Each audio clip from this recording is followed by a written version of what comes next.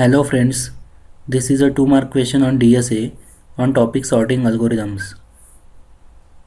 The question reads as follows: given following sequence of numbers, how many iterations can be saved while using optimized bubble sort algorithm over simple bubble sort algorithm? As we know, the number of iterations required when we use simple bubble sort algorithm to sort n elements is n-1 because in each iteration simple bubble sort algorithm puts one element in its final position. So in n-1 iterations, n-1 elements will be put into their final position and the last element intuitively will be in its final position. In the given sequence of numbers, we have 10 numbers. So the number of iterations required when we use simple bubble sort algorithms is 10 minus 1, that is 9. Now let us talk about optimized bubble sort algorithm. In optimized bubble sort algorithm, we maintain a flag variable to check if any swap has happened in the current iteration.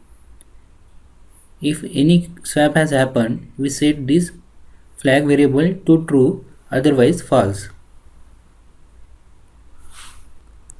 And at the end of the iteration, if this flag variable is false, that is, no swap has happened in the current iteration, then that means the input is already sorted. So we break out of the loop and terminate the algorithm. Otherwise, we move to the next iteration. For example, consider the given sequence of number, then we have following 5 iterations for the bubble sort algorithm. In each of this iteration up to 5th iteration, at least one pair of swap happen. So the flag variable would be true. However, after the 5th iteration, the input is already sorted. So in the 6th iteration, no swap would happen. So the flag variable would be false and thus the algorithm will break and terminate for the given sequence of numbers. So in this case, we require 6 iterations for optimized bubble sort algorithm. So the number of